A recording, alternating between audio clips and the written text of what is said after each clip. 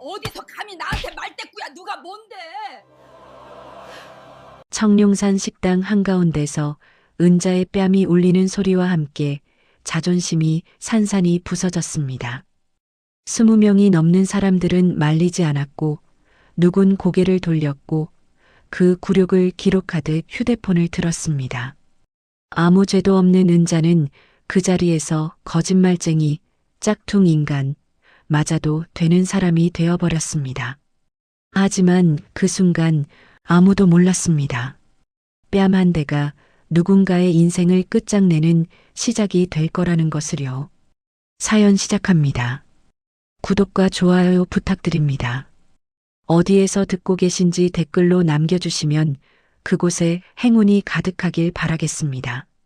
늦가을 토요일 오후 청룡산 정상 인근의 허름한 식당 안은 훈훈한 열기와 시끌벅적한 웃음소리로 가득 차 있었습니다.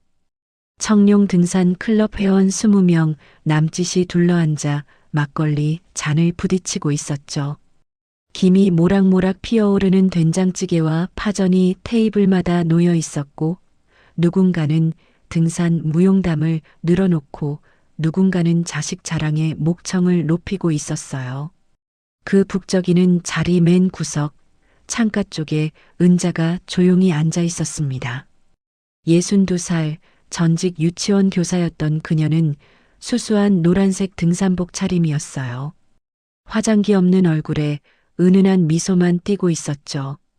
다른 회원들처럼 손가락마다 반지를 끼거나 명품 등산복으로 치장하지 않았지만 유독 그녀의 무릎 위에 소중하게 놓인 가죽 가방 하나만은 남달랐습니다.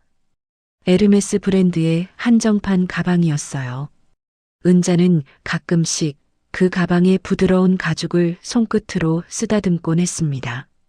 그럴 때마다 며느리의 환한 얼굴이 떠올랐거든요.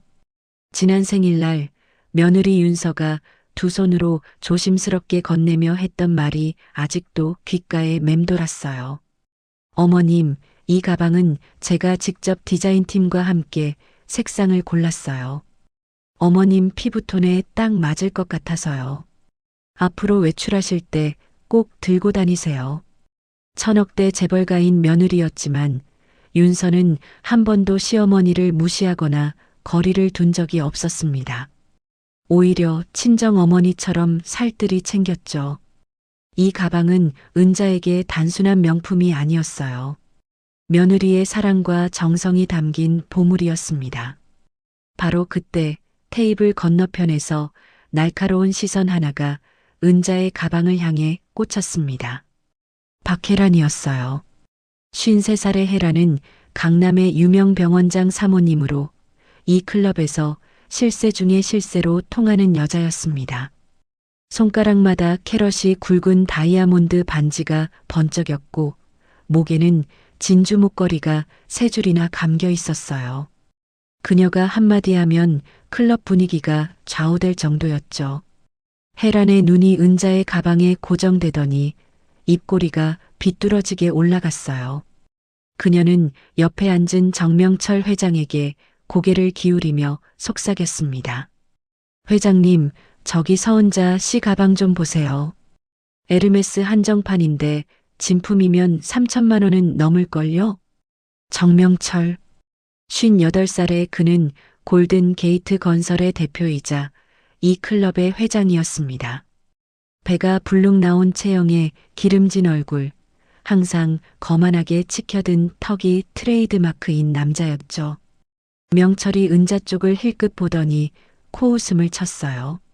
에이 설마 서은자 씨 형편에 그게 진품이겠어? 100% 짝퉁이지.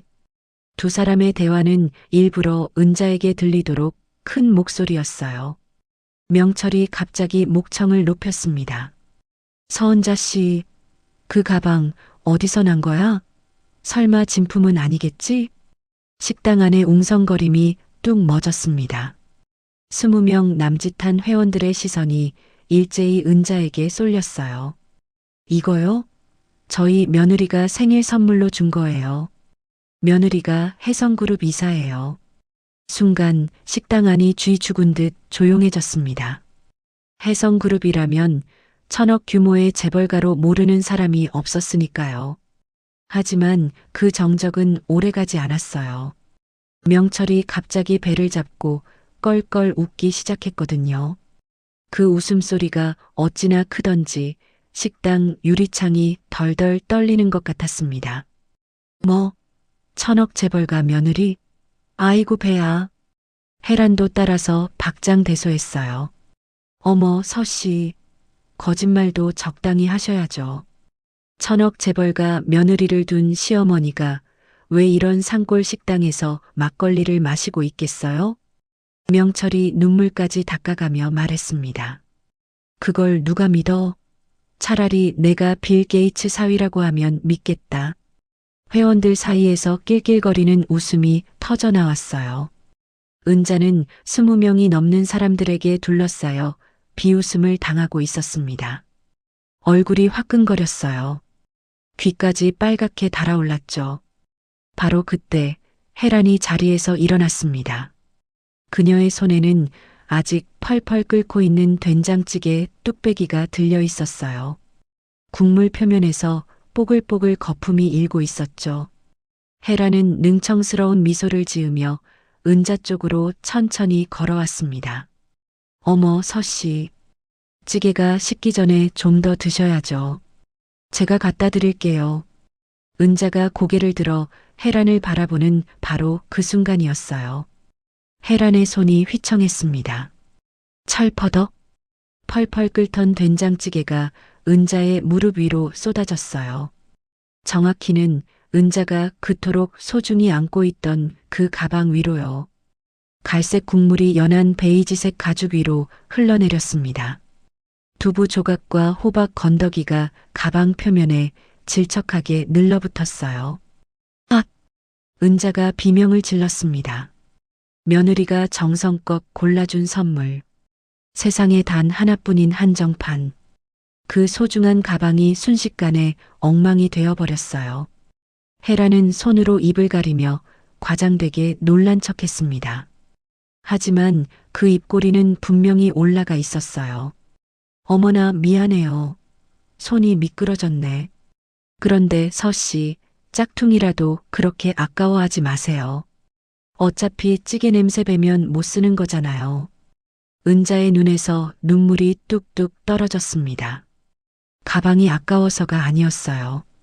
며느리의 마음이, 그 정성이 이렇게 짓밟히는 게 너무나 억울했거든요. 은자는 떨리는 손으로 가방의 국물을 훔쳐내며 말했어요. 이거 짝퉁 아니에요. 정말로 며느리가 준 진품이라고요. 혜란의 얼굴이 일그러졌습니다. 그녀는 은자의 가방을 발끝으로 툭 걷어차서 바닥에 떨어뜨렸어요. 그리고는 그 위를 구두굽으로 사정없이 밟았습니다. 당신 같은 사람이 이런 자리에 끼려면 최소한의 급은 맞춰야지. 거짓말까지 해가면서 허세를 부려.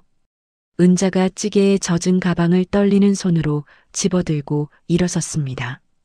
박 여사님, 저한테 왜 이러세요? 제가 뭘 잘못했다고요? 그 말이 채 끝나기도 전이었습니다. 혜란의 손바닥이 은자의 뺨을 후려쳤어요. 뼈가 울릴 정도로 강한 손찌검이었습니다. 찰싹 소리가 식당 안에 쩌렁쩌렁 울려 퍼졌어요.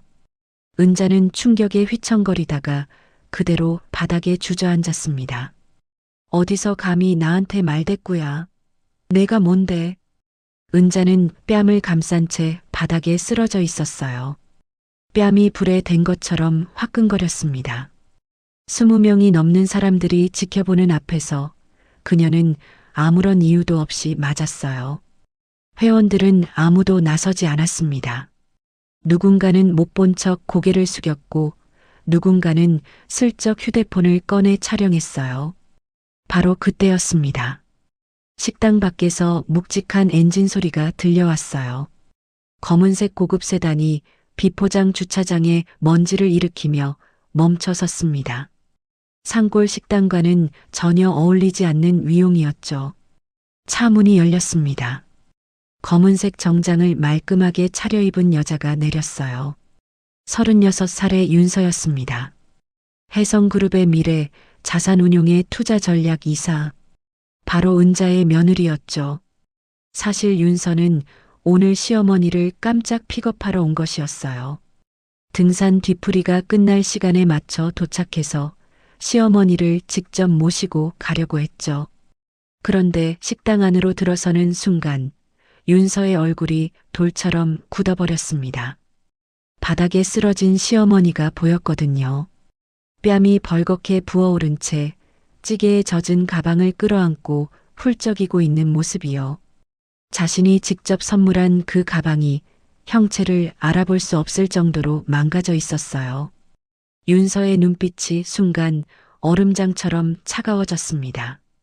제 시어머니 뺨을 누가 때렸죠? 아무도 대답하지 않았습니다.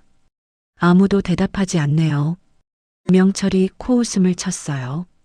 뭐야, 당신이 그 1,000억짜리 며느리야? 여기가 어디라고 행패야?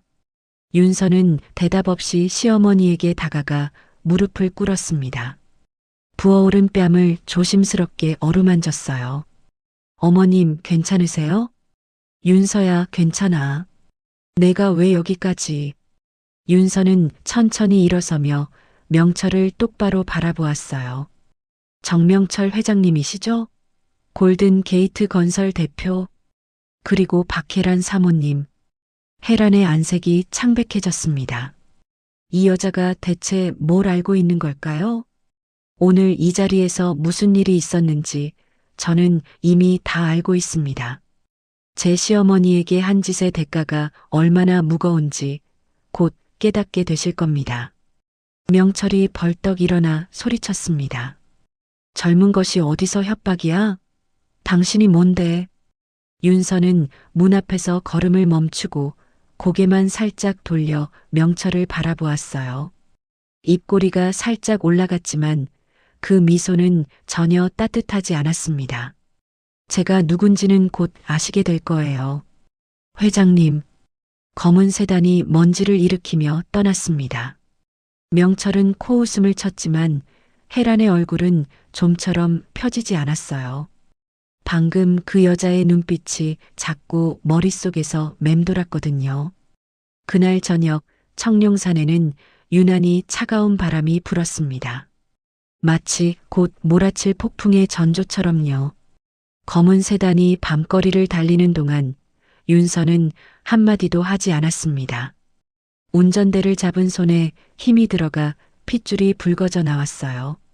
눈은 정면을 향하고 있었지만 머릿속에서는 수천 가지 생각이 폭풍처럼 휘몰아치고 있었죠. 백미러로 뒷좌석을 흘끔 보니 시어머니가 고개를 푹 숙인 채 찌개에 젖은 가방을 꼭 끌어안고 있었습니다. 어깨가 미세하게 떨리고 있었어요. 평소에 늘 웃음을 잃지 않던 시어머니의 그 모습이 윤서의 가슴을 칼로 베어내는 것처럼 아프게 했습니다. 집에 도착한 건 밤 9시가 넘어서였어요. 윤서는 시어머니를 부축해 거실 소파에 앉히고 냉동실에서 얼음 주머니를 꺼내왔습니다. 그리고 무릎을 꿇고 앉아 시어머니의 부어오른 뺨에 조심스럽게 얼음찜질을 해드렸어요. 뺨은 이미 시뻘겋게 부풀어 올라 있었고 손바닥 자국이 선명하게 찍혀 있었습니다. 윤서의 손이 미세하게 떨렸어요. 분노 때문이었죠. 은자는 고개를 들지 못했습니다. 며느리 얼굴을 똑바로 볼 수가 없었거든요. 자식도 아닌 며느리 앞에서 이렇게 초라한 모습을 보이다니 부끄럽고 미안한 마음이 뒤섞여 목이 메어왔어요. 어머님, 윤서의 목소리는 놀라울 정도로 침착했습니다. 하지만 그 침착함 아래에는 얼음처럼 차갑게 가라앉은 분노가 숨어 있었죠. 누가 때렸는지 그리고 그 자리에 누가 있었는지 정확히 기억해 주세요. 하나도 빠뜨리지 말고요. 은자는 떨리는 목소리로 그날 있었던 일을 처음부터 끝까지 말했습니다. 정명철 회장이 자신을 비웃으며 1,000억 재벌가 며느리 운운했던 것, 박혜란이 일부러 찌개를 쏟고 가방을 발로 밟았던 것, 가리고 뺨을 때리면서 퍼부었던 모욕적인 말들까지요. 말하는 내내 눈물이 볼을 타고 흘러내렸어요. 손등으로 눈물을 훔쳐도 새로운 눈물이 계속 차올랐습니다. 윤서는 한마디도 끊지 않고 끝까지 들었습니다. 표정 하나 변하지 않았어요. 하지만 그녀의 눈동자 속에서는 차가운 불꽃이 활활 타오르고 있었죠. 무릎 위에 놓인 주먹이 하얗게 질릴 정도로 꽉 쥐어져 있었습니다. 이야기가 끝나자 윤서는 천천히 일어섰습니다. 그리고 찌개 국물에 젖어 망가진 가방을 조심스럽게 집어들었어요. 자신이 직접 디자인팀과 머리를 맞대고 고른 색상, 시어머니의 피부톤에 딱 맞을 거라고 확신했던 그 베이지색 가죽이 갈색 국물에 얼룩져 있었습니다. 구두굽에 밟힌 자국도 선명했죠. 윤서의 손끝이 미세하게 떨렸어요. 이건 단순히 가방이 망가진 게 아니었습니다. 자신의 마음이, 시어머니를 향한 정성이 짓밟힌 거였어요. 윤서는 이 모욕을 자신에 대한 도전으로 받아들였습니다. 바로 그때 현관문이 열리며 남편이 들어왔어요. 38살의 민주는 혜성그룹의 마케팅 이사였습니다. 회사에서 야근하다 뒤늦게 연락을 받고 달려온 것이었죠. 그는 거실의 무거운 분위기를 감지하고 걸음을 멈췄어요. 무슨 일이야? 엄마 얼굴이 왜 그래? 은자의 부어오른 뺨을 본 민준의 얼굴이 딱딱하게 굳어졌습니다. 윤서가 차분하게 상황을 설명했어요. 남편은 한숨을 길게 내쉬며 소파에 털썩 앉았습니다. 잠시 침묵이 흐른 뒤 민준이 조심스럽게 입을 열었어요. 엄마, 많이 놀랐지? 일단 경찰에 신고하고 합의금 받고 조용히 끝내는 게 좋지 않을까? 괜히 일 키우면 엄마만 더 힘들어져. 윤서의 눈빛이 차갑게 빛났습니다. 여보, 이건 단순 폭행이 아니에요. 그녀의 목소리는 낮았지만 칼날처럼 단호했어요. 어머님의 명예와 노후 전체가 걸린 일이에요. 합의는 없습니다. 이 일의 배후를 뿌리째 뽑아야 해요. 민주는 아내의 단호한 표정에 말문이 막혔습니다. 결혼 후 10년 윤서가 이런 눈빛을 보인 건 처음이었거든요. 평소에 다정하고 부드러운 아내가 아니었어요. 지금 눈앞에 있는 건 차가운 칼날 같은 여자였습니다. 그날 밤 윤서는 서재에 틀어박혀 노트북을 열었습니다. 화면에는 정명철과 박혜란의 이름이 적힌 문서가 떠 있었어요. 그녀는 자신의 비서실에 즉시 지시를 내렸습니다. 청룡 등산 클럽 회장 정명철, 그리고 박혜란에 대한 기초 정보를 모두 수집해 주세요. 사업체, 재정 상태, 인맥 관계, 최근 5년간 계약 내역까지 빠짐없이요. 다음 날 아침 비서실에서 첫 번째 보고가 올라왔습니다. 정명철이 운영하는 골든 게이트 건설이 최근 혜성그룹의 신규 부동산 개발 프로젝트에 하청을 따내려고 물민 로비를 벌이고 있다는 정보였어요. 윤서의 입꼬리가 살짝 올라갔습니다. 적의 약점이 보이기 시작했거든요. 박혜란에 대한 정보도 흥미로웠어요. 그녀의 남편이 운영하는 병원이 최근 비급여 항목 과다 청구 의혹으로 내부 감사가 진행 중이라는 것이었습니다. 윤서는 이 정보를 차곡차곡 머릿속에 정리했어요. 며칠 후 윤서에게 뜻밖의 연락이 왔습니다. 전화를 건 사람은 과거 혜성그룹 프로젝트에서 정명철에게 부당하게 피해를 입은 전 클럽 회원이었어요. 그는 자신을 A씨라고만 밝혔습니다. 차 이사님, 정명철 회장에 대해 알려드릴 게 있습니다. 그 사람 클럽 회원들을 속여서 투자를 유치한 뒤 지역 개발 정보를 이용해 투기를 조장했어요. 증거가 있습니다. 윤서의 눈이 번쩍 빛났어요. 이건 단순한 폭행 사건을 넘어서는 범죄였습니다. 그 증거 저에게 보내주실 수 있나요? 물론이죠. 저도 그 인간한테 당한 게 있어서요. 꼭 응징해 주세요. 전화를 끊은 윤서는 창밖을 바라보며 생각에 잠겼습니다. 복수의 그림이 머릿속에서 서서히 완성되어 가고 있었어요. 그날 오후 윤서는 자신의 자산운용사 고문 변호사인 강태성을 불렀습니다. 40대 초반의 그는 금융 전문 변호사로 윤서가 가장 신뢰하는 법률 조력자였어요. 강 변호사님, 폭행 및 명예훼손에 대한 고소장을 준비해 주세요. 그리고 사건 당일 식당 CCTV와 주변 차량 블랙박스 영상을 최우선으로 확보해야 합니다. 강태성은 고개를 끄덕이며 메모했습니다. 알겠습니다. 증거 확보에 총력을 기울이겠습니다. 윤서가 덧붙였어요. 그리고 해성그룹 법무팀에 연락해서 정명철의 골든 게이트 건설과 우리 그룹 간의 모든 계약 서류를 검토해 달라고 하세요. 내부 감사를 위한 명분이 필요해요. 강태성은 윤서의 의도를 단번에 파악했습니다. 이건 단순한 법적 대응이 아니었어요. 정명철의 사업 기반 자체를 흔들겠다는 뜻이었죠. 윤서는 복수 전략을 두 갈래로 나눴어요. 첫째는 폭행에 대한 법적 응징, 둘째는 경제적 뿌리를 끊는 것이었습니다. 단순히 사과를 받는 것으로는 부족했어요. 그들이 다시는 이런 짓을 못하도록 완전히 무너뜨려야 했죠. 그날 밤 윤서는 시어머니의 방을 찾았습니다.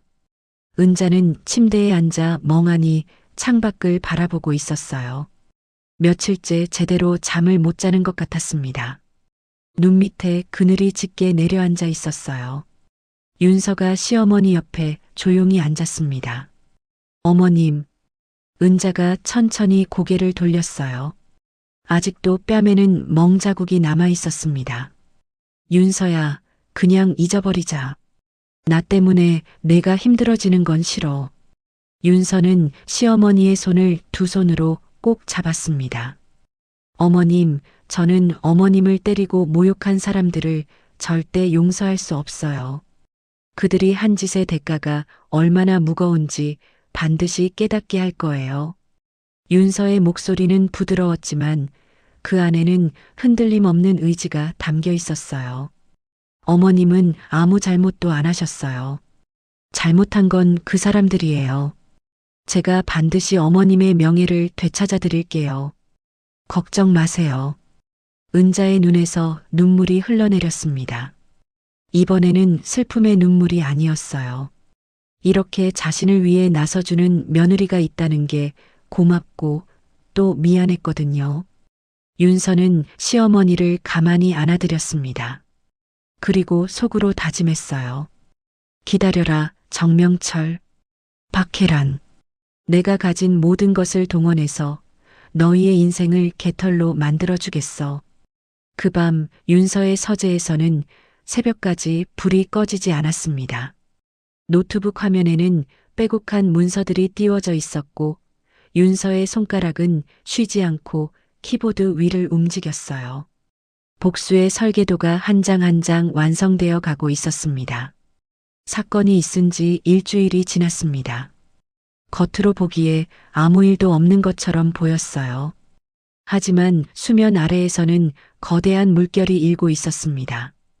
윤서의 비서실은 쉴 틈 없이 움직이고 있었어요. 낮에는 회사 업무를 보고 밤에는 정명철과 박혜란에 대한 정보를 수집하는 이중 생활이 계속되었죠. 그리고 마침내 첫 번째 성과가 나타났습니다. 비서실장이 윤서의 사무실로 급히 들어왔어요. 손에는 USB 하나가 들려 있었습니다.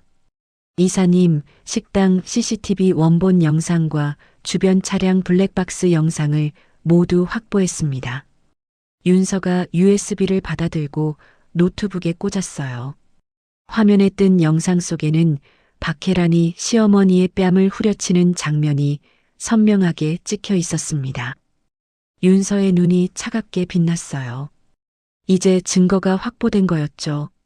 하지만 문제가 하나 있었습니다. 이사님, 정명철 회장 측에서 먼저 움직였습니다. 비서실장의 목소리가 무거웠어요. 클럽 단체 채팅방에 편집된 영상을 유포했습니다. 서은자 여사님이 먼저 도발하고 과잉 행동을 한 노인인 것처럼 짜깁기한 영상입니다. 윤서의 미간이 좁혀졌습니다. 정명철, 그 인간이 여론전을 먼저 시작한 거였어요. 시어머니를 가해자로 둔갑시키려는 더러운 수작이었죠. 하지만 윤서는 당황하지 않았습니다. 오히려 입꼬리가 살짝 올라갔어요. 좋아요. 그럼 우리도 대응합시다. 윤서는 즉시 지시를 내렸습니다. 원본 영상의 일부 스크린샷을 익명 제보 형식으로 지역 커뮤니티에 유포하라고요. 박혜란이 가방을 밟고 조롱하는 장면, 그리고 시어머니의 뺨을 때리는 장면의 캡처 이미지였어요.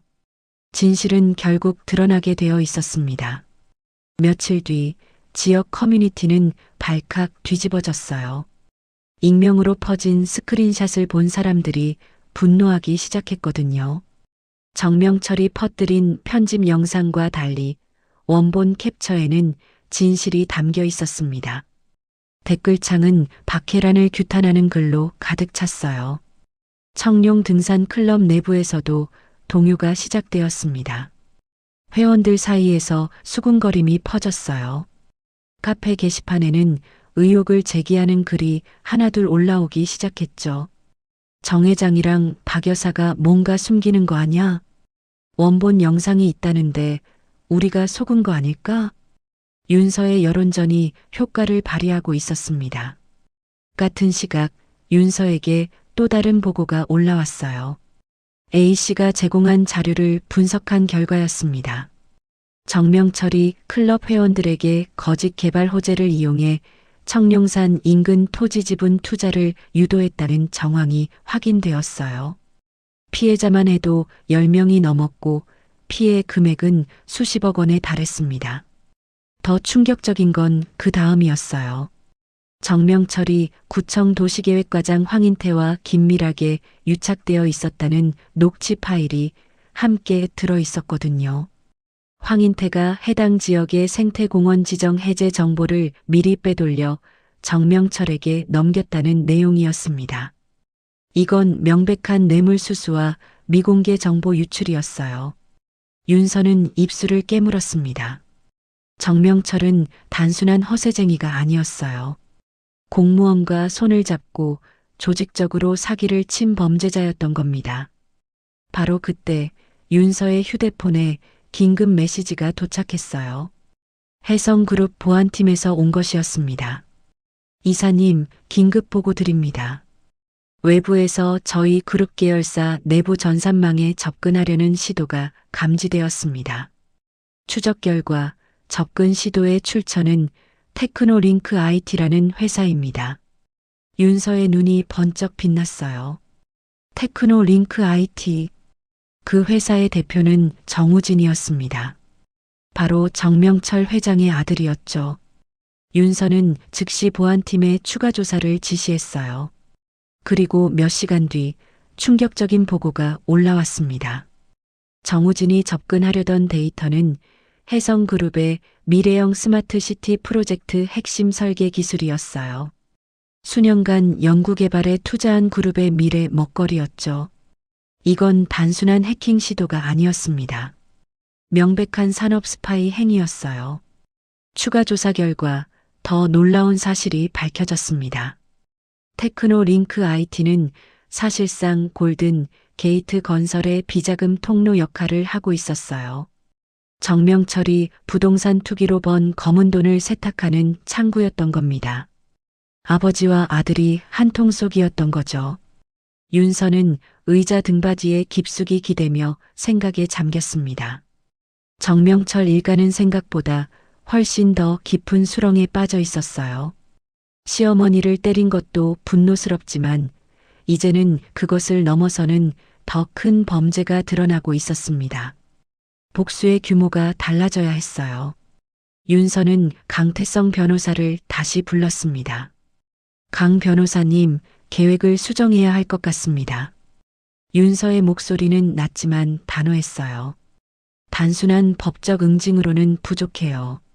정명철 일가의 경제적 기반 자체를 무너뜨려야 합니다. 강태성이 고개를 끄덕였어요. 어떤 방향으로 생각하고 계신지요? 테크노링크 IT에 대한 적대적 M&A를 검토해 주세요. 그리고 골든 게이트 건설의 재정 상태도 정밀 분석해 주시고요. 강태성의 눈이 커졌습니다. 적대적 인수합병이라니. 이건 상대 기업을 완전히 집어삼키겠다는 뜻이었어요. 알겠습니다. 즉시 착수하겠습니다. 윤서는 미래 자산운용의 비공식 자금을 동원하기로 결정했습니다. 정우진도 모르게 테크노링크 IT의 소액 주주 지분을 조금씩 매집하기 시작했어요. 천천히 그리고 은밀하게. 사냥감이 눈치채지 못하도록요. 며칠 후에 어느 저녁이었습니다. 남편 민준이 퇴근 후 윤서의 서재로 찾아왔어요. 그는 아내가 며칠째 늦게까지 서재에 틀어박혀 있는 걸 걱정하고 있었습니다. 여보, 요즘 너무 무리하는 거 아니야? 얼굴이 많이 안 좋아 보여. 윤서가 남편을 바라보며 말했어요. 여보, 솔직히 말해야 할 게 있어요. 정명철 회장의 아들이 우리 그룹 기술을 빼내려고 했어요. 산업 스파이 행위예요. 민준의 얼굴이 딱딱하게 굳어졌습니다. 뭐라고? 그게 사실이야? 네. 보안팀에서 확인했어요. 이건 이제 어머님 일만이 아니에요. 우리 그룹 전체에 대한 공격이에요. 민준은 한동안 말이 없었어요. 처음에는 일을 키우지 말자고 했던 그였지만 상황이 완전히 달라져 있었습니다. 이건 가족의 명예를 넘어서는 문제였어요. 알았어. 내가 도울 수 있는 건 뭐든 할게. 그룹 내에서 당신 움직임에 방해되는 거 없도록 내가 막을게. 윤서가 남편의 손을 꼭 잡았습니다. 고마워요, 여보. 그날 밤 윤서는 시어머니의 방을 찾았어요. 은자는 창가에 앉아 밤하늘을 바라보고 있었습니다. 어머님, 은자가 천천히 고개를 돌렸어요. 윤서야, 아직 안 잤니? 윤서가 시어머니 옆에 앉았습니다. 어머님, 곧 좋은 소식을 들려드릴 수 있을 거예요. 조금만 더 기다려주세요. 은자는 며느리의 손을 꼭 잡았어요. 며느리가 자신을 위해 얼마나 큰 일을 꾸미고 있는지 짐작이 갔습니다. 불안하기도 했지만 믿기로 했어요. 이 며느리라면 반드시 해낼 거라고요. 윤서야, 고마워. 정말 고마워. 은자의 눈가에 눈물이 맺혔습니다. 자식도 아닌 며느리가 이렇게까지 자신을 위해 나서주다니. 세상에 이런 며느리가 또 어디 있을까요? 그 시각 청룡 등산 클럽에서는 박혜란이 회원들을 개별적으로 만나며 거짓 증언을 강요하고 있었습니다. 고급 레스토랑에서 밥을 사주기도 하고 협박에 가까운 말투로 압박하기도 했어요. 서은자가 먼저 도발한 거야. 내가 때린 게 아니라 자기가 넘어진 거라고 증언해줘. 안 그러면 너희 남편 사업에 문제가 생길 수도 있어. 하지만 윤서의 정보망은 이미 박혜란의 움직임을 포착하고 있었어요. 증언 강요 행위까지 녹취되어 협박죄로 추가 고소할 준비가 착착 진행되고 있었습니다. 복수의 그물망이 점점 조여지고 있었어요.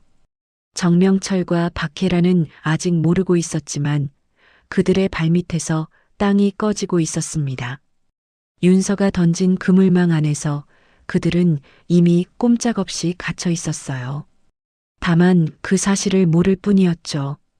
윤서는 창밖을 바라보며 중얼거렸어요.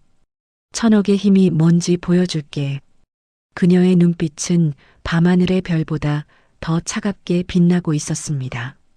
윤서는 혜성그룹 본사 회의실에 서 있었습니다. 28층 높이의 빌딩에서 내려다 보이는 서울 도심이 한눈에 들어왔어요. 하지만 윤서의 눈은 창밖이 아니라 대형 스크린을 향하고 있었습니다. 화면에는 테크노링크 IT의 해킹 시도 로그가 빼곡하게 띄워져 있었어요. 이사회 멤버 12명의 표정은 하나같이 굳어 있었죠. 윤서가 차분하지만 단호한 목소리로 발표를 시작했습니다. 보시는 바와 같이 테크노 링크 IT는 저희 그룹의 미래형 스마트 시티 프로젝트 핵심 설계 기술에 접근하려 했습니다. 이것은 단순한 해킹 시도가 아닙니다. 명백한 산업 스파이 행위입니다. 회의실 안에 무거운 침묵이 흘렀어요. 이사들이 서로 눈빛을 교환했습니다. 해성그룹의 미래 먹거리가 될 기술을 노렸다는 건 심각한 문제였거든요. 윤서가 리모컨을 눌러 다음 슬라이드를 띄웠습니다. 화면에는 정우진의 사진과 함께 테크노 링크 IT의 재무 구조가 나타났어요. 테크노 링크 IT의 대표 정우진은 골든 게이트 건설 대표 정명철의 아들입니다. 그리고 이 회사는 사실상 골든 게이트 건설의 비자금 통로 역할을 하고 있습니다. 이사들 사이에서 웅성거림이 퍼졌어요. 윤서는 그 반응을 예상했다는 듯 담담하게 말을 이었습니다. 저희 미래 자산운용에서는 이에 대한 대응 조치로 테크노 링크 IT에 대한 적대적 M&A를 제안드립니다. 현재 저희 측에서 확보한 지분이 43%입니다. 51%만 넘기면 경영권을 장악할 수 있습니다. 발표가 끝난 후 이사회는 만장일치로 윤서의 제안을 승인했어요. 정우진의 회사를 집어삼키는 작전이 공식적으로 시작된 것이었습니다. 같은 시각 윤서에게 또 하나의 중요한 보고가 올라왔습니다. A씨가 용기를 내어 정명철의 부동산 투기 사기에 대한 구체적인 증거와 피해자 명단을 전달해 온 것이었어요. 서류 뭉치를 펼쳐본 윤서의 눈이 커졌습니다. 피해자가 15명이었어요. 피해 금액은 총 40억 원이 넘었습니다. 그 중에는 노후 자금을 모두 투자했다가 빈털터리가 된 70대 노인도 있었고 자녀 결혼 자금을 날린 50대 가장도 있었어요. 정명철은 클럽 회원들에게 청룡산 인근 토지가 곧 개발된다는 거짓 정보를 흘렸어요. 구청 도시계획과장에게서 빼낸 미공개 정보라며 신뢰를 줬죠. 그리고 자신이 미리 사둔 땅의 지분을 비싸게 팔아넘긴 거였습니다.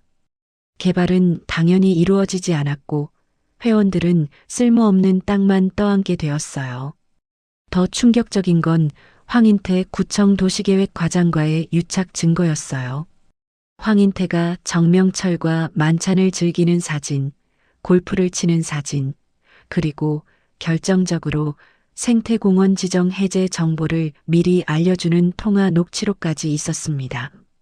윤서는 입술을 꽉 깨물었어요. 이건 완벽한 부패 카르텔이었습니다. 공무원과 사업가가 손을 잡고 선량한 시민들의 돈을 빼앗은 거였죠. 강 변호사님, 이 자료로 집단 소송을 준비해 주세요. 피해자들을 모두 모아서 정명철을 투기 사기 혐의로 고발합니다. 강태성 변호사가 고개를 끄덕였어요. 알겠습니다. 황인태 과장에 대해서도 뇌물수수와 미공개 정보 유출 혐의로 함께 고발하겠습니다. 한편 박혜란 쪽에서도 좋은 소식이 들려왔습니다. 윤서가 보건복지부에 익명으로 제보했던 박혜란 남편 병원의 불법 리베이트 수수건에 대해 행정감사가 시작되었다는 것이었어요. 제약회사로부터 수억 원대의 리베이트를 받고 특정 약품을 처방한 혐의였습니다. 병원 측은 갑작스러운 감사에 당황하며 대응에 허둥대고 있었어요. 박혜란은 아직 이 사실을 모르고 있었지만 곧 알게 될 거였습니다. 윤서는 창밖을 바라보며 미소를 지었어요. 퍼즐 조각들이 하나씩 맞춰지고 있었습니다. 시어머니의 뺨을 때렸던 그날부터 정확히 2주일. 복수의 그물망은 이미 정명철 일가를 단단히 올가매고 있었어요. 그날 저녁 정명철에게서 전화가 걸려왔습니다. 윤서는 전화기를 바라보며 잠시 생각했어요. 그리고 녹음 버튼을 누른 후 전화를 받았습니다. 여보세요? 야, 차윤서. 내가 지금 뭘 하고 있는지 알기나 해? 정명철의 목소리는 분노로 가득 차 있었어요. 하지만 그 안에는 초조함도 섞여 있었죠. 우리 아들 회사 주가가 이상하게 흔들리고 있어. 내 짓이지? 윤서는 차분하게 대답했습니다. 무슨 말씀인지 모르겠네요. 저는 그저 제 일을 하고 있을 뿐입니다. 거짓말하지 마. 어디서 감히 며느리가 시어머니 일에 나서서 이 난리야? 혜성그룹의 비리도 다 알아. 건드리면 너희도 무사하지 못해. 윤서의 눈빛이 차갑게 빛났어요. 하지만 목소리는 여전히 평온했습니다. 회장님, 저희는 당신과 다릅니다. 숨길 것이 없어요. 오히려 회장님이야말로 걱정하셔야 할 것 같은데요. 황인태 과장님과 자주 골프 치시죠? 그 관계도 곧 세상에 알려지게 될 겁니다. 뭐라고? 정명철의 목소리가 떨리기 시작했어요. 황인태의 이름이 나오자 당황하는 게 역력했습니다. 곧 아시게 될 겁니다. 윤서는 그 말을 끝으로 전화를 끊었어요. 손에는 정명철의 협박이 담긴 완벽한 녹취 파일이 남아 있었습니다. 며칠 후 정우진은 회사에서 악몽 같은 하루를 보내고 있었습니다. 30대 초반의 그는 아버지의 후광으로 회사를 운영해 왔어요. 실력보다는 아버지의 돈과 인맥으로 여기까지 온 거였죠. 그래서 이런 위기 상황에 어떻게 대처해야 할지 전혀 몰랐습니다. 주가가 이유 없이 계속 떨어지고 있었어요. 소액 주주들이 지분을 내놓고 있었는데 도대체 누가 사들이는지 알 수가 없었습니다. 마치 보이지 않는 손이 회사를 서서히 조여오는 것 같았어요. 정우진은 머리를 쥐어뜯으며 아버지에게 전화를 걸었습니다. 아버지, 큰일 났어요. 누군가 우리 회사 지분을 몰래 매집하고 있어요. 이러다 경영권을 빼앗길 수도 있어요. 하지만 정명철은 자기 문제에 더 급급했습니다. 지금 나도 정신이 없어. 알아서 해. 전화는 그렇게 일방적으로 끊어졌어요. 정우진은 허탈한 표정으로 휴대폰을 내려다보았습니다. 아버지마저 자신을 도와주지 않는다니 세상에 혼자 남겨진 기분이었어요. 윤서는 그 모든 상황을 보고받으며 만족스러운 미소를 지었어요. 사냥감이 서서히 덫에 걸려들고 있었습니다. 그날 밤 남편 민준이 퇴근 후 윤서의 서재로 찾아왔어요. 그는 아내의 어깨를 가볍게 감싸며 말했습니다. 여보, 오늘 이사회에서 당신 발표 정말 대단했어. 다들 감탄하더라. 윤서가 남편을 바라보며 미소 지었어요. 아직 끝나지 않았어요. 이제 시작일 뿐이에요. 민준이 고개를 끄덕였습니다. 알아. 내가 뒤에서 든든하게 지켜줄게. 그룹 내에서 방해하는 사람이 있으면 내가 막을 테니까. 윤서는 남편의 손을 꼭 잡았어요. 처음에는 소극적이었던 남편이 이제는 자신의 가장 든든한 지원군이 되어 있었습니다. 같은 시각 윤서 측 변호사는 정명철에게 내용 증명을 발송했습니다. 폭행에 대한 사과와 합당한 배상을 요구하는 최후 통첩이었어요. 거기에는 CCTV 원본 영상을 확보하고 있다는 내용도 포함되어 있었죠. 사과하지 않으면 형사고소와 민사소송을 동시에 진행하겠다는 경고도 담겨 있었습니다. 정명철은 그 편지를 받아들고 얼굴이 새하얗게 질렸어요. 손이 부들부들 떨렸습니다. 하지만 진짜 공포는 아직 시작되지 않았어요. 윤서는 최종 목표를 확정했습니다. 정명철이 가장 아끼는 자산, 아들의 회사 테크노링크 IT를 강제 인수해서 완전히 빼앗는 것. 그것이야말로 시어머니에게 굴욕을 준 대가를 치르게 하는 가장 확실한 방법이었거든요.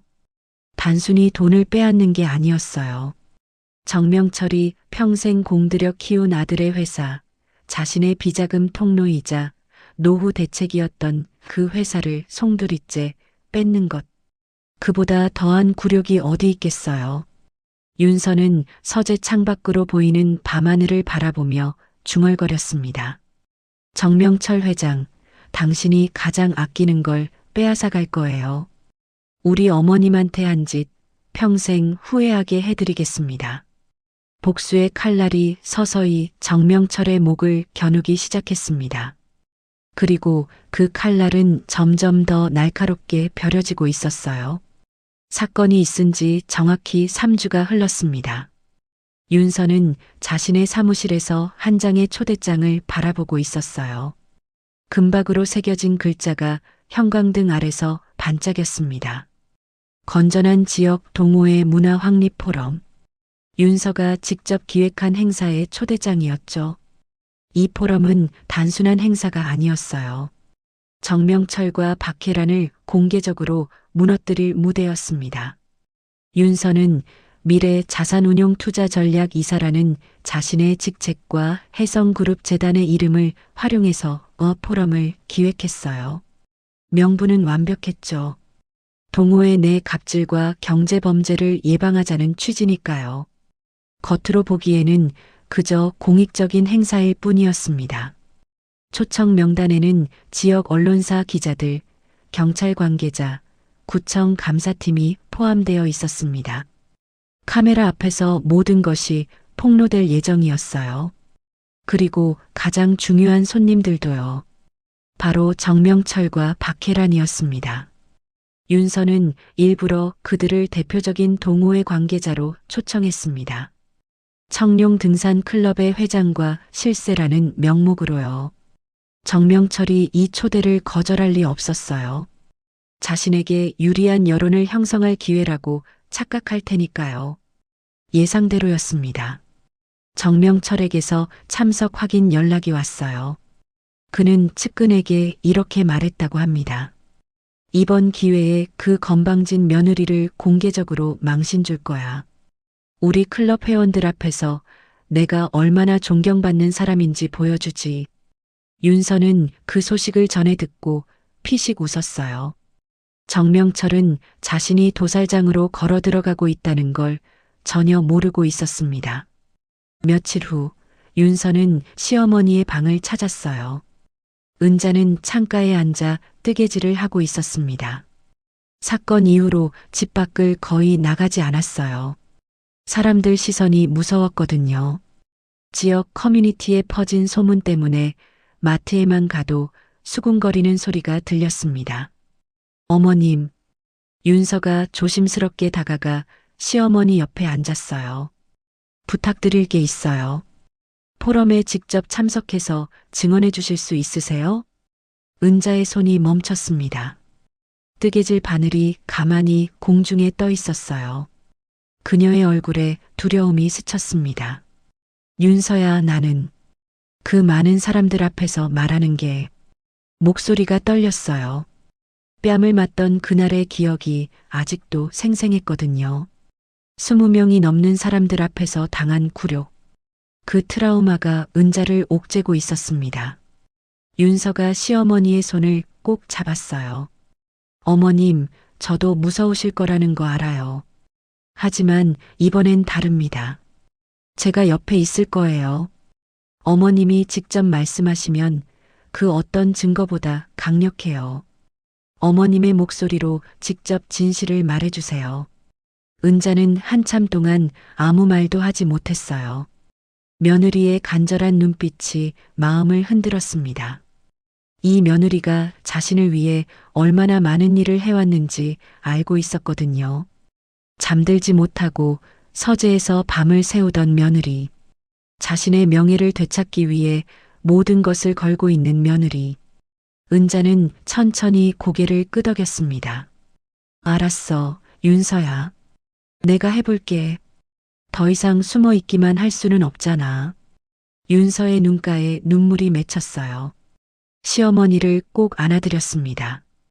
그 작은 어깨가 얼마나 많은 것을 견뎌왔는지 알기에 더욱 마음이 아팠어요. 감사해요, 어머님. 반드시 어머님의 명예를 되찾아 드릴게요. 더 이상 고개 숙이고 다니지 않으셔도 될 거예요. 같은 시각 정명철의 아들 정우진은 악몽 같은 현실과 마주하고 있었습니다. 테크노 링크 IT의 지분이 어느새 51%를 넘어가 있었어요. 경영권을 빼앗기기 직전이었습니다. 정우진은 아버지에게 급히 전화를 걸었어요. 아버지, 큰일 났어요. 누군가 우리 회사 지분을 50% 넘게 확보했어요. 내일 당장 주주총회 소집 통보가 올 수도 있어요. 하지만 정명철은 자신의 문제로 정신이 없었습니다. 투기 사기 피해자들이 집단 소송을 준비 중이라는 소식이 들려왔거든요. 강태성 변호사가 피해자 15명을 규합해서 소장을 작성하고 있었어요. 게다가 구청 도시계획과장 황인태는 투기 유착 의혹이 커지자 갑자기 휴가를 내고 잠적해버렸습니다. 경찰이 그의 행방을 추적하고 있다는 소문이 돌았어요. 정명철의 든든한 뒷배가 무너지고 있었던 거죠. 아버지, 듣고 계세요? 시끄러워. 나도 지금 바빠. 전화는 그렇게 끊어졌습니다. 정우진은 휴대폰을 던지며 절규했어요. 아버지도 자신을 도와주지 않는다니. 사면초가였습니다. 한편 박혜란에게도 청천벽력 같은 소식이 날아왔어요. 남편이 운영하는 병원에 보건복지부 감사팀이 들이닥쳤다는 것이었습니다. 불법 리베이트 수수 혐의로 본격적인 조사가 시작된 거였죠. 박혜란은 전화기를 붙들고 안색이 창백해졌어요. 여보, 이게 무슨 일이야? 갑자기 왜? 나도 몰라. 누가 익명으로 제보한 것 같아. 자료가 너무 구체적이래. 박혜란의 머릿속에서 한 사람의 얼굴이 스쳤습니다. 차윤서, 그 차가운 눈빛을 가진 여자. 설마 이게 다 그녀의 짓일까요? 등골이 서늘해졌어요. 그날 식당에서 뺨을 때리던 순간이 떠올랐습니다. 그때는 그저 보잘것없는 노인네의 며느리라고 생각했는데, 여보, 우리 큰일 난 거 아니야? 남편은 대답하지 못했습니다. 박혜란의 손이 부들부들 떨리기 시작했어요. 포럼 하루 전 밤이었습니다. 윤서 측에서는 이미 언론 플레이를 시작하고 있었어요. 익명의 재벌가 관계자를 통해 대규모 동호회 관련 경제범죄 폭로 예고라는 기사가 슬쩍 흘러나갔습니다. 기자들의 관심이 집중되었죠. 내일 포럼에는 예상보다 훨씬 많은 취재진이 몰려들 것이 분명했어요. 윤서는 서재에서 마지막 점검을 하고 있었습니다. 책상 위에는 프레젠테이션 자료와 모든 증거가 담긴 USB가 놓여 있었습니다. CCTV 원본 영상, 투기 사기 증거 서류, 황인태와의 유착 증거 사진, 녹취록, 정명철 일가를 무너뜨릴 모든 것이 그 안에 들어 있었죠. 남편 민준이 커피 한 잔을 들고 서재로 들어왔어요. 여보, 내일 준비는 다 됐어? 윤서가 고개를 끄덕였습니다. 네. 이제 남은 건 내일 포럼뿐이에요. 민준이 아내의 어깨를 가볍게 감쌌어요. 걱정 마. 그룹에서 전폭적으로 지원하기로 했어. 아버지도 동의하셨고, 내일 기자들도 많이 올 거야. 윤서가 남편을 바라보며 미소 지었습니다. 고마워요, 여보. 당신이 옆에 있어서 든든해요. 같은 시각, 정명철은 윤서에게 마지막 협박 전화를 걸었습니다. 야, 차윤서. 내일 그 포럼에서 무슨 짓을 하려는지 알아. 그만둬. 안 그러면 혜성그룹 비리를 전부 언론에 풀어버릴 거야. 윤서는 차분하게 대답했어요. 물론 녹음 버튼은 이미 눌러져 있었죠. 회장님, 저희는 숨길 게 없다고 말씀드렸잖아요. 혜성그룹을 조사하고 싶으시면 마음대로 하세요. 저희는 떳떳합니다. 어린 것이 끝까지. 그리고 회장님, 내일 포럼에 꼭 오세요. 오시면 좋은 구경하실 수 있을 거예요. 전화가 끊어졌습니다. 정명철은 분노로 휴대폰을 집어던졌어요. 하지만 그의 손은 미세하게 떨리고 있었습니다. 불안했거든요. 저 여자가 대체 무슨 꿍꿍이인지 알 수가 없었어요. 포럼 당일 아침이 밝았습니다. 윤서는 거울 앞에 서서 검은색 정장의 옷깃을 매만졌어요. 오늘은 정명철 일가의 몰락이 시작되는 날이었습니다. 그리고 시어머니의 명예가 회복되는 날이기도 했죠. 윤서는 시어머니의 방으로 갔어요. 은자는 이미 단정하게 차려입고 있었습니다. 얼굴에는 긴장이 묻어났지만 눈빛만은 단단했어요. 어머님, 준비되셨어요?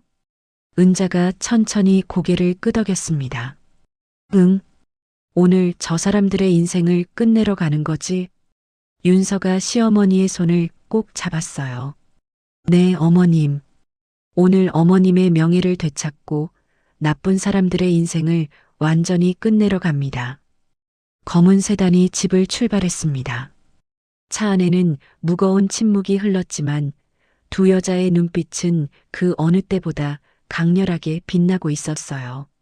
3주 전 그 식당에서 눈물 흘리던 시어머니와 며느리가 이제는 복수의 전사가 되어 전장으로 향하고 있었습니다. 복수의 무대가 곧 열리려 하고 있었어요. 폭풍의 시작이었습니다. 강남의 대형 컨퍼런스 홀은 이미 수많은 사람들로 북적이고 있었습니다. 오전 10시 건전한 지역 동호회 문화 확립 포럼이라는 현수막이 무대 위에 크게 걸려 있었어요.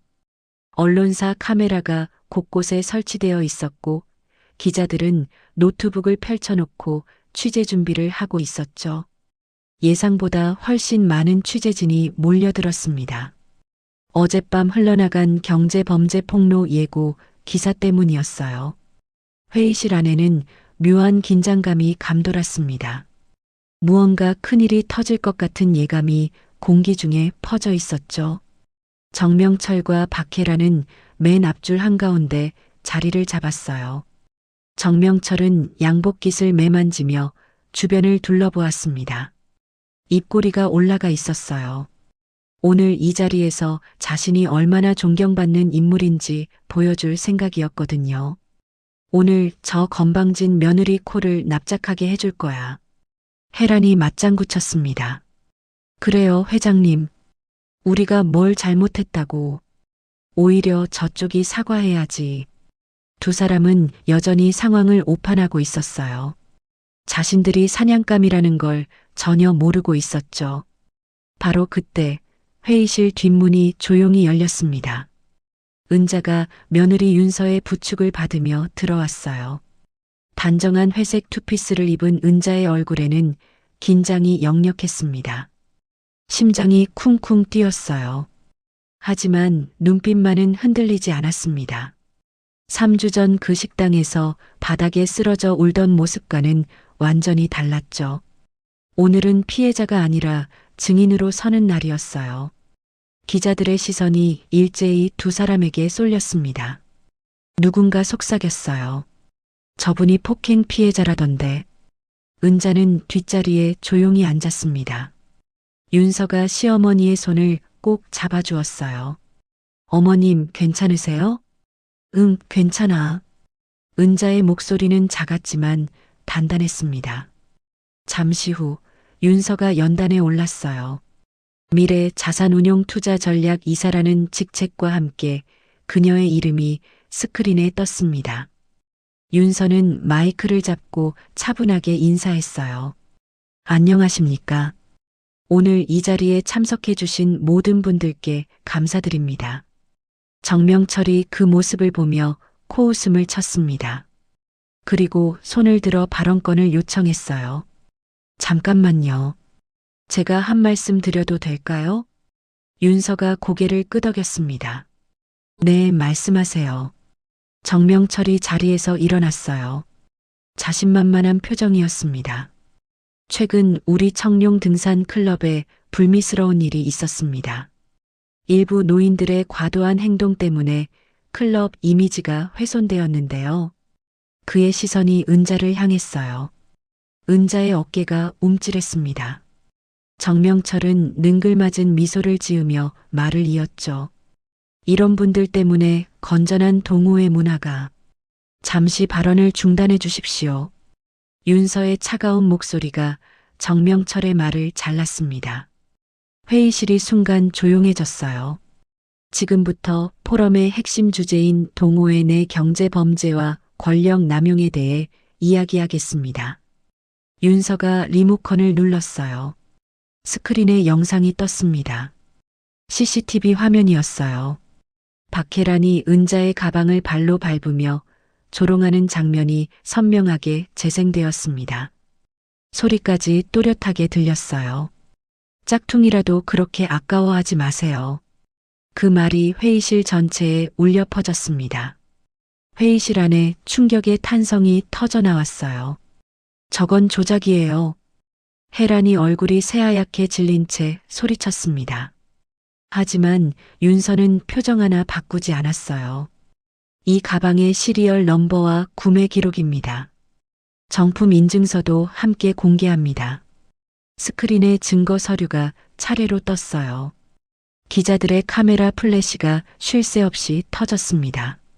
그리고 이제 피해자 본인의 증언을 듣겠습니다. 윤서가 시어머니를 바라보았어요. 은자가 떨리는 다리로 자리에서 일어났습니다. 마이크를 건네받은 그녀의 손이 미세하게 떨렸지만 목소리는 또렷했어요. 저는 그날 아무 이유 없이 모욕을 당하고 뺨을 맞았습니다. 은자의 목소리가 마이크를 통해 회의실 전체에 울려 퍼졌어요. 3주 동안 가슴속에 묻어두었던 억울함이 한 글자 한 글자에 담겨 있었습니다. 제 며느리가 선물해준 가방에 일부러 찌개를 쏟고 발로 밟고 짝퉁이라고 모욕했습니다. 그리고 제가 항변하자 뺨을 때렸어요. 20명이 넘는 사람들 앞에서요. 은자의 눈에 눈물이 고였지만 끝까지 말을 이어갔습니다. 그리고 저분들은 저에게 거짓 증언을 하라고 협박까지 했습니다. 내가 먼저 도발했다고, 내가 넘어진 거라고 말하라고요. 회의실이 술렁였어요. 기자들의 키보드 소리가 요란하게 울렸습니다. 정명철이 벌떡 일어나 소리쳤어요. 이건 음모야. 혜성그룹의 사주라고. 하지만 이미 아무도 그의 말을 듣지 않았습니다. 기자들은 오직 스크린에 뜨는 증거들과 은자의 증언에만 집중하고 있었어요. 그 순간 윤서의 옆에 강태성 변호사가 서류 뭉치를 들고 나타났습니다. 저는 이 사건의 법률 대리인 강태성 변호사입니다. 정명철 회장에 대한 집단 소송이 접수되었음을 알려드립니다.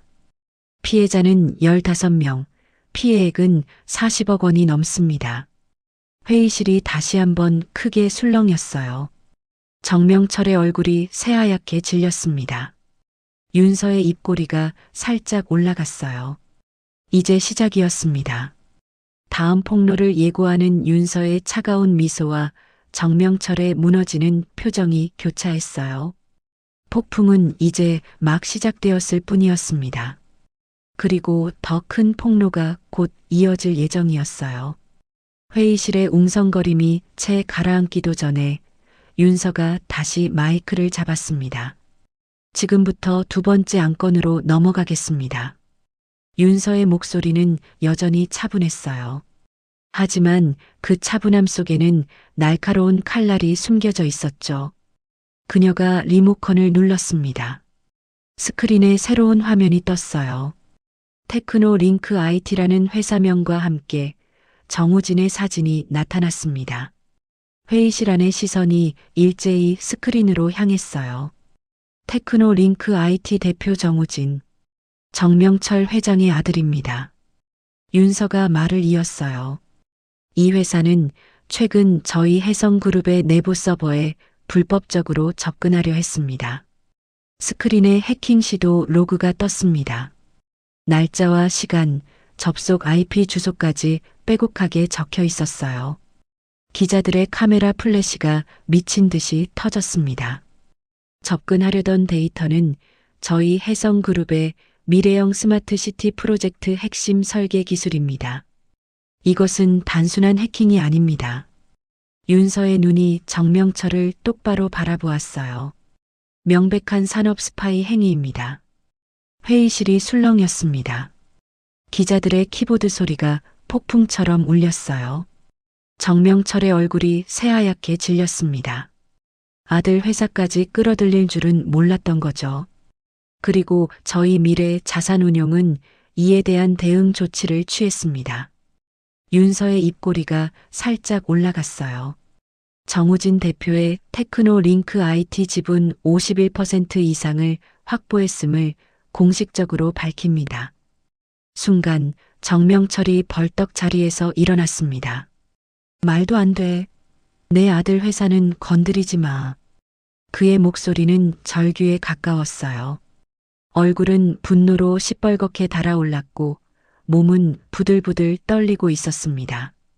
윤서를 향해 달려가려 했지만 옆에 있던 보안 요원들에게 제지당했어요. 윤서는 미동도 하지 않았습니다. 차가운 눈빛으로 정명철을 바라보며 말했어요. 회장님, 귀사의 기술 유출 시도에 대한 응징으로 귀사가 가장 아끼는 IT 사업체는 저희 해성그룹에 강제 인수됩니다. 가장 아끼는 것을 빼앗는다. 그것이 윤서가 설계한 복수의 핵심이었습니다. 정명철은 무릎에 힘이 풀린 듯 그 자리에 주저앉았어요. 양복 바지가 바닥에 닿는 것도 신경 쓰지 못했습니다. 평생 공들여 키운 아들의 회사, 자신의 비자금 통로이자 노후 대책이었던 그 회사가 순식간에 빼앗기게 된 거였죠. 세상이 무너지는 기분이었어요.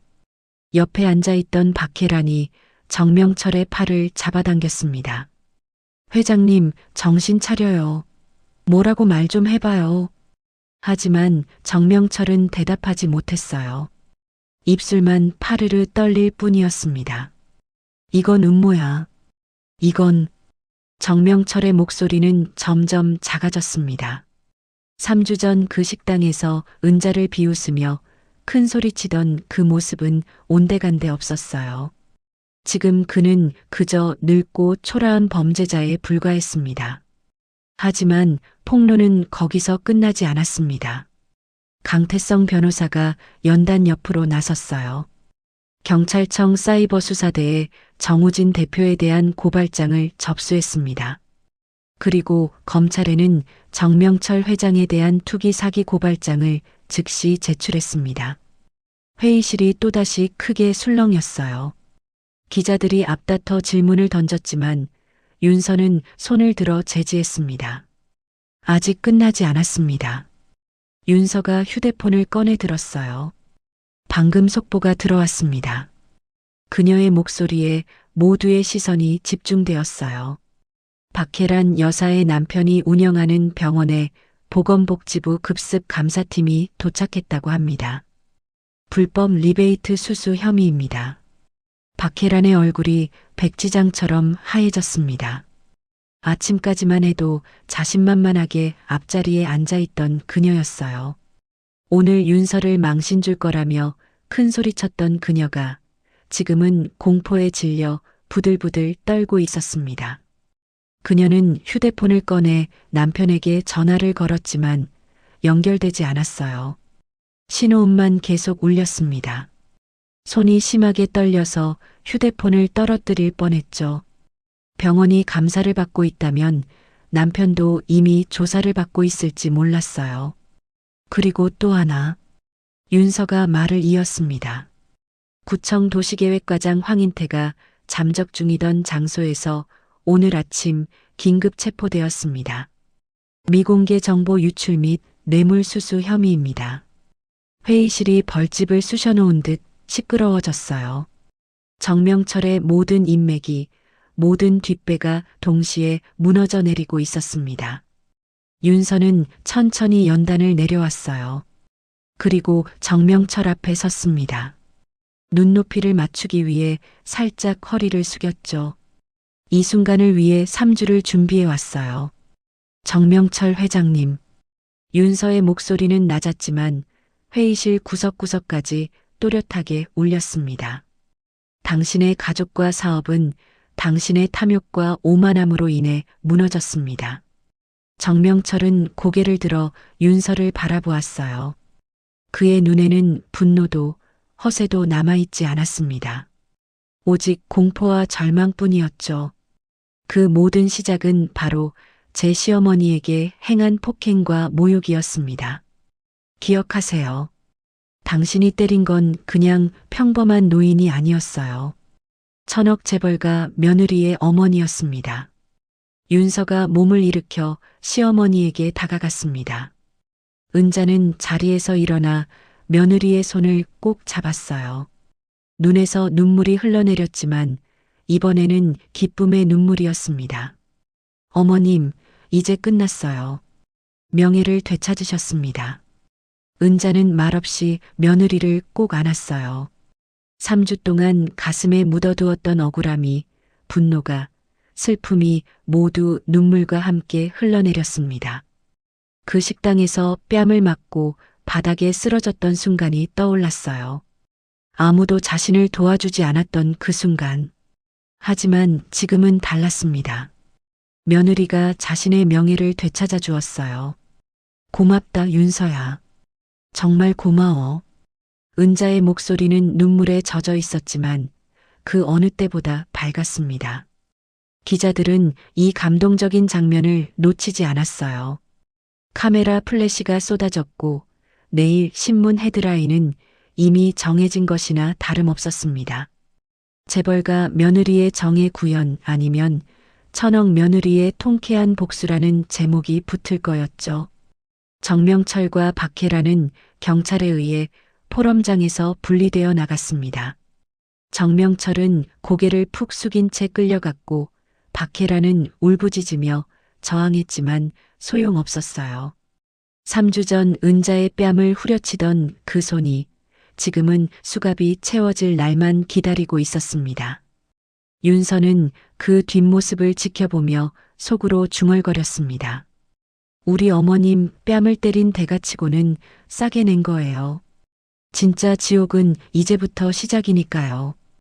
회의실 밖으로 나선 윤서와 은자를 따스한 가을 햇살이 맞이했습니다. 3주 전 그 어두운 산골 식당에서 시작된 악몽이 오늘 이 자리에서 마침내 끝을 맺었어요. 아니, 정확히 말하면 정명철 일가의 진짜 악몽이 이제 막 시작된 거였습니다. 포럼이 끝난 다음 날부터 세상이 뒤집어졌습니다.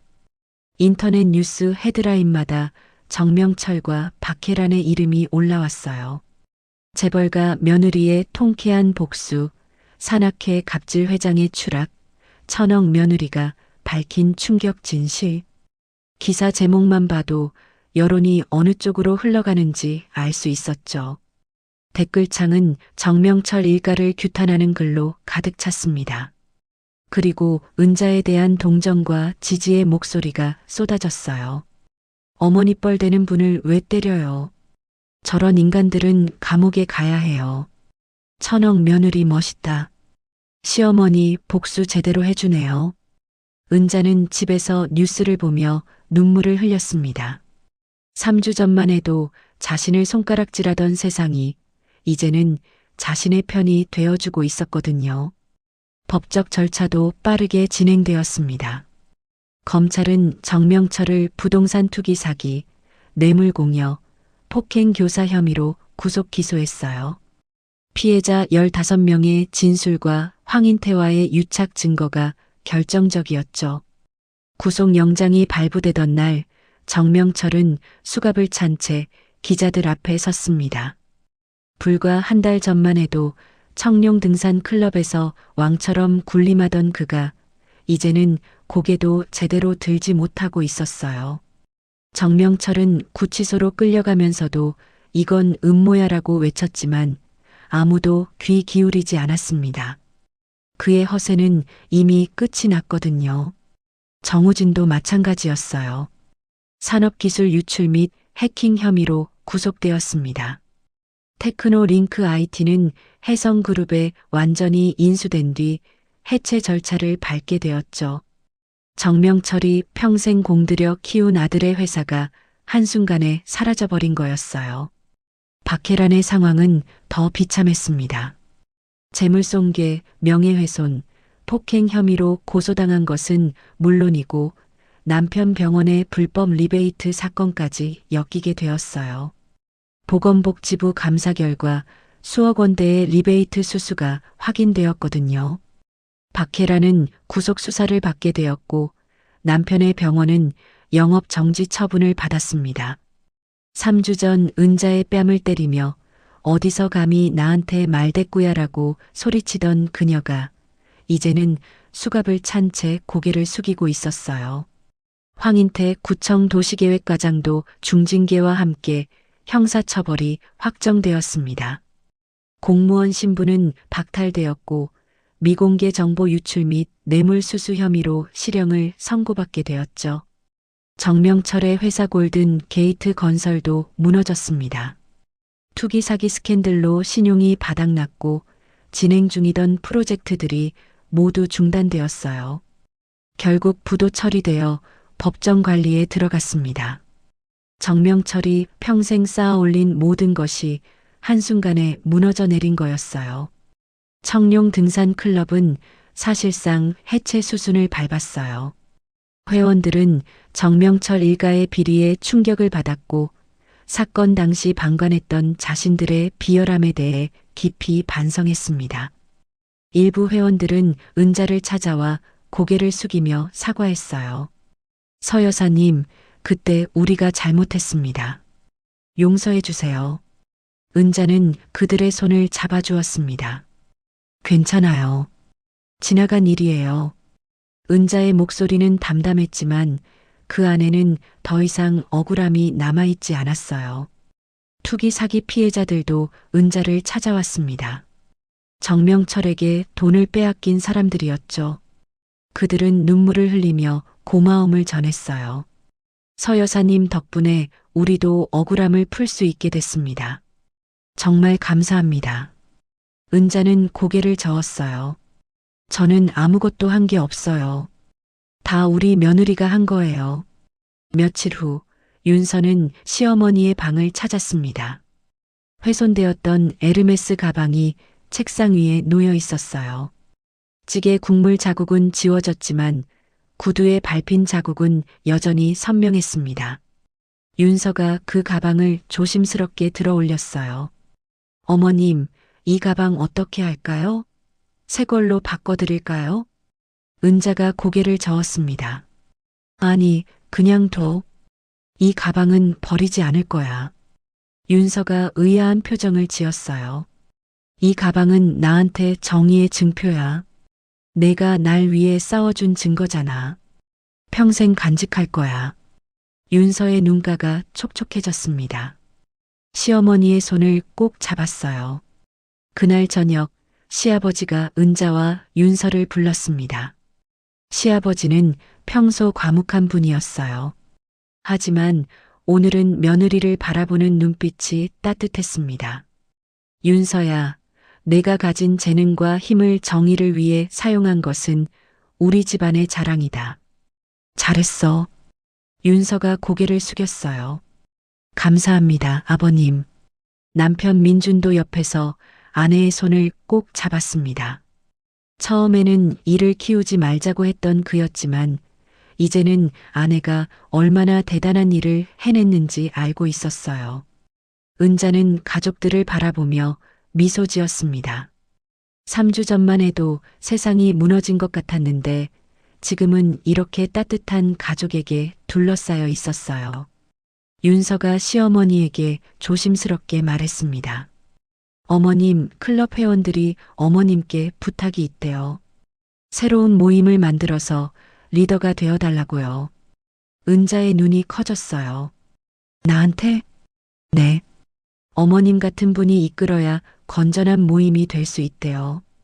은자는 한참을 생각했습니다. 그리고 천천히 고개를 끄덕였어요. 그래, 해볼게. 이번엔 제대로 된 모임을 만들어야지. 서로 존중하고 함께 즐기는 그런 모임으로 새로운 시작이 기다리고 있었습니다. 굴욕의 자리에서 쓰러졌던 은자가 이제는 선한 영향력을 펼칠 준비를 하고 있었어요. 어둠이 지나고 마침내 빛이 찾아온 거였습니다. 그리고 그 모든 것은 천억 며느리 윤서의 복수가 만들어낸 결과였습니다. 폭풍이 지나간 자리에 평온이 찾아왔습니다. 은자의 집 거실에는 따뜻한 햇살이 가득 들어오고 있었어요. 창가에 앉아 차를 마시는 은자의 얼굴에는 더 이상 그늘이 없었습니다. 한 달 전만 해도 뺨에 멍자국이 남아 있었는데 이제는 깨끗하게 사라졌어요. 며느리 윤서가 과일을 깎아들고 거실로 들어왔습니다. 어머님, 사과 드세요. 은자가 며느리를 바라보며 미소 지었어요. 그리고 윤서의 손을 꼭 잡았습니다. 윤서야, 고마워. 내가 아니었으면 나는 평생 억울하게 살았을 거야. 윤서가 고개를 저었어요. 아니에요, 어머님. 당연히 해야 할 일을 한 거예요. 어머님은 제 어머니나 다름없잖아요. 두 사람의 눈가가 촉촉해졌습니다. 시어머니와 며느리 사이가 이렇게까지 돈독해진 건 이번 일 덕분이었어요. 위기가 오히려 두 사람의 관계를 더욱 단단하게 만들어준 거였죠. 며칠 후 윤서가 시어머니에게 깜짝 소식을 전했습니다. 어머님, 혜성그룹 재단에서 지원을 받아서 새로운 재단을 설립하려고 해요. 은자가 고개를 갸우뚱했어요. 재단이라니? 무슨 재단? 윤서가 환하게 웃으며 대답했습니다. 은자 시니어 바른 동호회 문화 확립 재단이에요. 어머님 이름을 딴 재단이에요. 은자의 눈이 휘둥그레졌습니다. 내 이름을? 네. 동호회 내 갑질이나 경제범죄로 피해를 입은 시니어들에게 심리 상담과 법률 지원을 해주는 재단이에요. 어머님의 모토인 함께하는 즐거움을 전국에 퍼뜨리는 거죠. 은자는 한동안 말을 잇지 못했어요. 자신의 이름을 딴 재단이라니.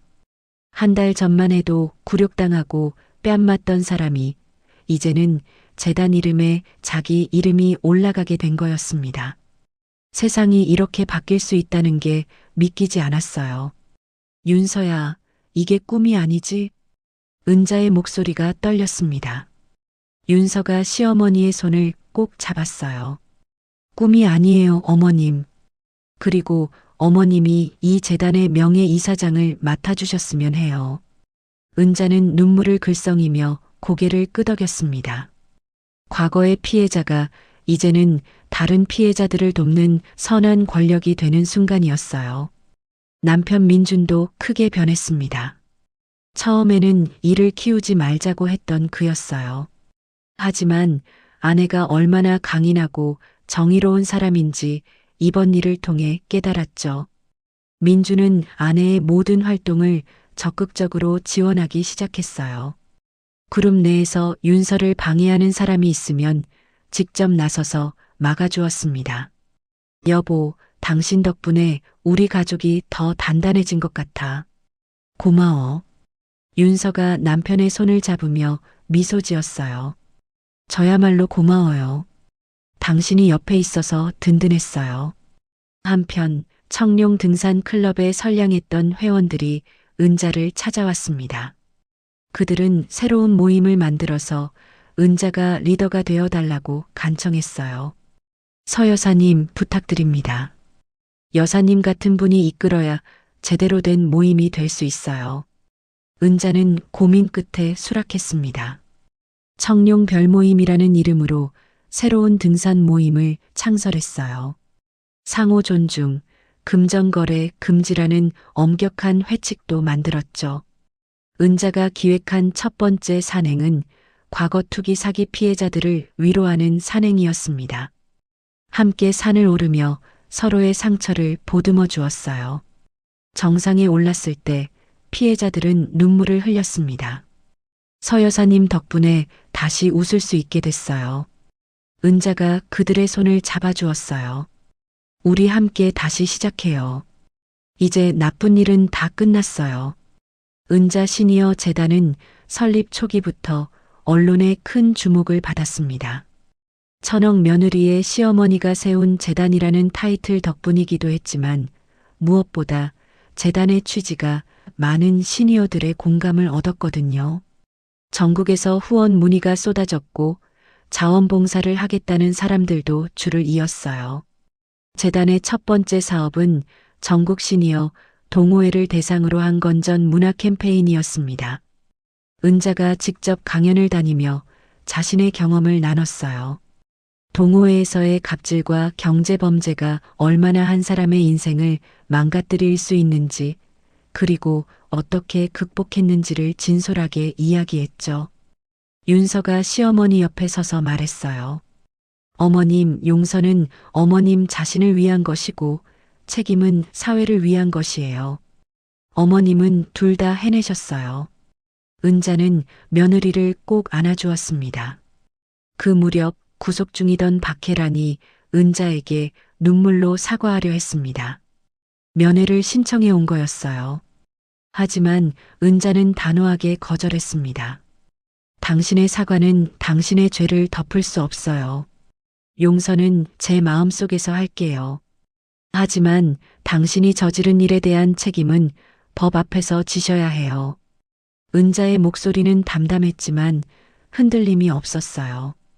더 이상 누구 앞에서도 주눅 들지 않는 당당한 모습이었습니다.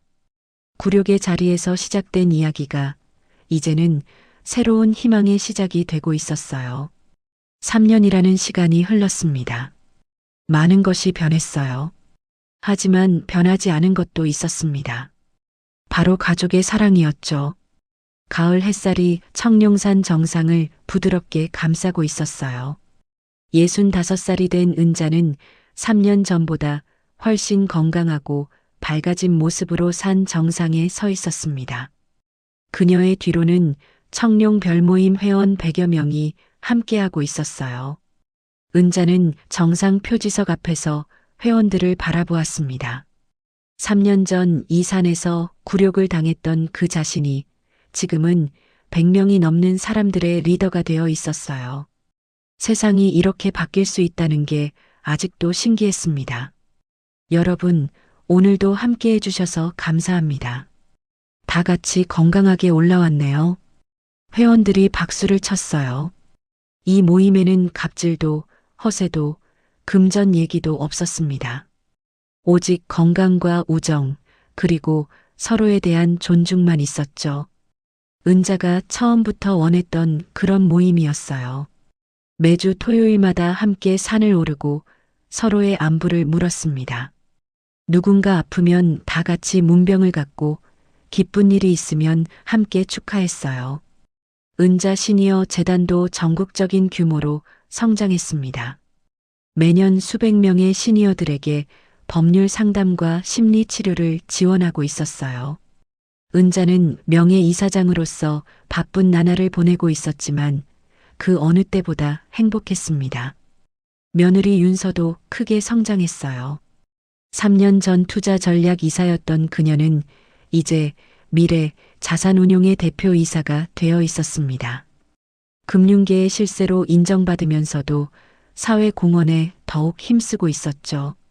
정상에서 잠시 쉬고 있을 때 윤서가 시어머니 옆에 앉았습니다. 바쁜 와중에도 시어머니의 산행에는 꼭 함께 했어요. 어머님, 오늘 날씨가 정말 좋네요. 은자가 며느리를 바라보며 미소 지었습니다. 그러게. 3년 전 그날도 가을이었는데 그때랑은 완전히 다른 가을이네. 두 사람은 말없이 하늘을 바라보았어요. 3년 전 그 식당에서 있었던 일이 아득하게 느껴졌습니다. 남편 민준과 손주들도 함께 산행에 참여하고 있었어요. 민준은 아내 윤서의 손을 잡고 뒤따라오고 있었습니다. 10살이 된 손주가 은자에게 뛰어와 안겼어요. 할머니, 정상이다. 우리가 제일 먼저 왔어. 은자가 손주를 안아 올리며 활짝 웃었어요. 가족 3대가 함께 청룡산 정상에 서 있는 모습. 이보다 더 행복한 순간이 있을까요? 정명철과 박혜라는 형기를 마치고 출소했지만 사회적으로 완전히 매장된 상태였습니다. 예전의 인맥은 모두 등을 돌렸고 재산도 대부분 잃었어요. 골든 게이트 건설은 부도 처리된 지 오래였고 정우진의 테크노 링크 IT도 해체되어 사라졌습니다. 초라하게 살고 있다는 소문이 들려왔지만 은자는 더 이상 신경 쓰지 않았어요. 그들의 인생은 그들이 선택한 결과였으니까요. 정상에서 단체 사진을 찍을 때 은자는 문득 3년 전을 떠올렸어요.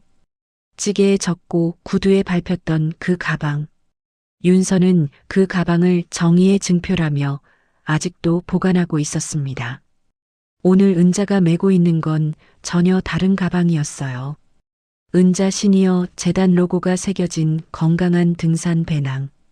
3년 전 그 굴욕의 상징이었던 명품 가방 대신 새로운 시작을 상징하는 가방이었죠. 사진을 찍은 후 은자가 며느리에게 말했습니다. 윤서야, 고맙다. 내 덕분에 내 노년이 개털이 아닌 황금빛이 되었구나. 윤서가 시어머니를 꼭 안아드렸어요. 어머님이 강하셨기 때문이에요. 저는 그냥 도와드린 것뿐이에요. 은자는 며느리의 등을 토닥이며 생각했습니다. 내가 용서하지 못한 건 그들의 죄였지. 하지만 내가 행복해지는 건 나 자신을 향한 용서였어. 그게 진짜 복수더군. 3년 전만 해도 은자는 세상에서 가장 초라한 사람이라고 느꼈어요. 20명이 넘는 사람들 앞에서 뺨을 맞고 아무도 자신을 도와주지 않았으니까요. 하지만 지금은 달랐습니다. 100명이 넘는 사람들이 그녀를 존경하고 따르고 있었어요. 전국의 시니어들이 그녀의 이름을 알고 있었죠. 청룡산 정상에서 바라보는 세상은 아름다웠습니다. 3년 전 그 어둡고 차가웠던 가을과는 완전히 달랐어요. 지금은 따뜻하고 밝은 햇살이 가득했죠. 천억 재벌가 며느리의 힘은 단순한 돈이 아니었습니다. 부당함을 바로잡고 선한 문화를 만드는 책임 있는 힘이었어요. 그리고 그 힘은 한 명의 평범한 시어머니의 인생을 완전히 바꿔놓았습니다. 굴욕적인 폭행 사건은 끝났고 그 자리에는 존중과 사랑, 그리고 선한 권력이 뿌리내렸습니다. 진정한 복수는 타인의 파멸이 아니라 나의 평온과 행복이라는 것.